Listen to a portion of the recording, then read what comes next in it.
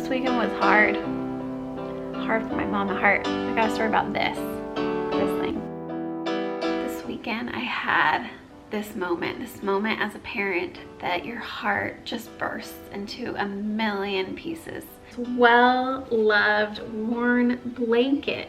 This blanket that has been with my son, who's almost 5 next week, since the day he came home from the hospital. This blanket holds so much symbol to not just him, but to us as a family. It's just comfort. It's his security. It is his lifeline. And he loves this thing so much. I bought two. I bought two because there are times where, you know, as moms, you gotta wash these things and you need a backup. This blanket was Beckham's complete and utter comfort. He slept with this every single night and every single nap. It's just a symbol to me of just his childhood.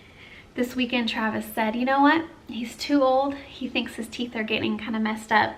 He likes to stick the blanket in his mouth when he sleeps. And Travis said it's time. He's gonna be 5. His teeth are getting jacked up. We gotta get rid of the blanket. And he did it, and he told Beckham in front of me without acknowledging my decision on it first.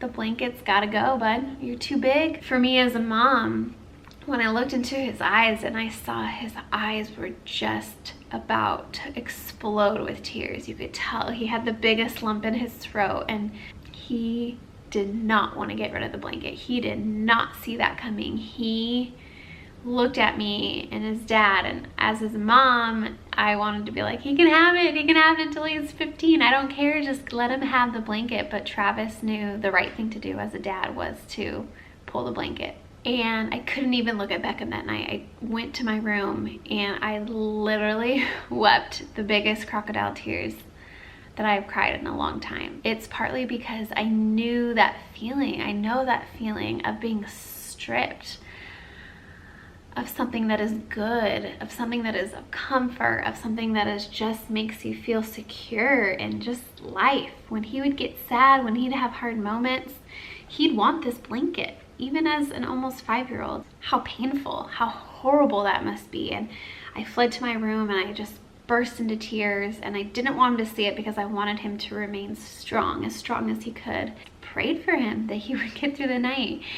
And it also was a symbol to me that he's not longer a baby. Like, he is officially like a kid now. And I know I have so many more of these moments to go through.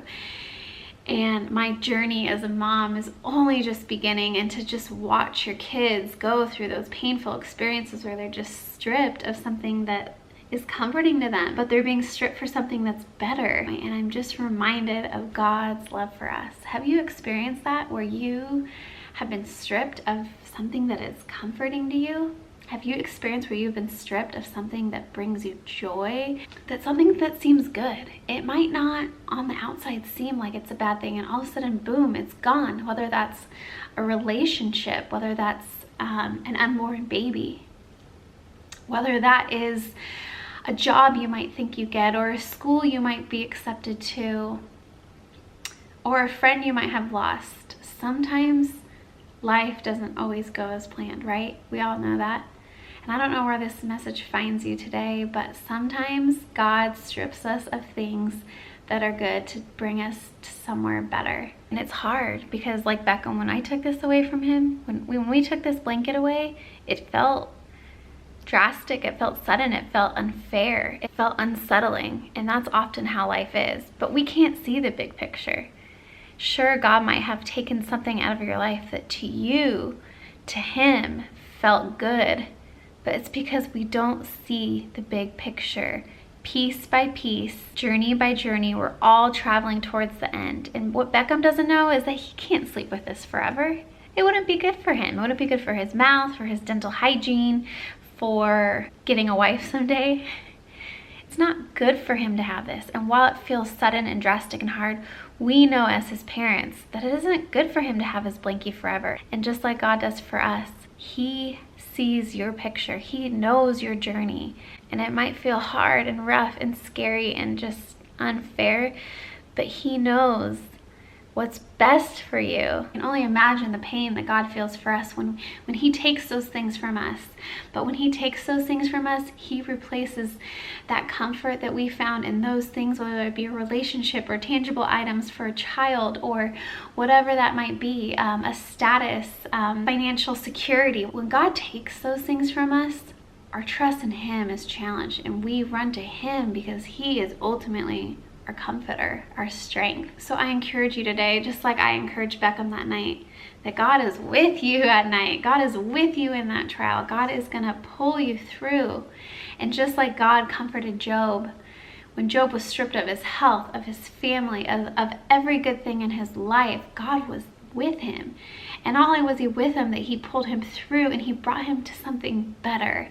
And so I encourage you for that today. That is my word, that wherever today finds you, that if you have been stripped of what you feel like is something good, you've been stripped of your comfort, that you would rest assured knowing that God wants to be your comforter. God wants to be your provider. I love this verse in 1 Peter 5:10. It says, "And after you have suffered a little while, the God of all grace, who has called you to his eternal glory, Christ, will himself restore, confirm, strengthen, and establish you." The God of grace himself, he will restore you. He will confirm, strengthen, and establish you. That is such a comforting message, and I just want to leave that with you today. Blessings to you as you go into your weekend, and just be rooted in God's comfort and his steadfast faithfulness in your life. Thanks for watching.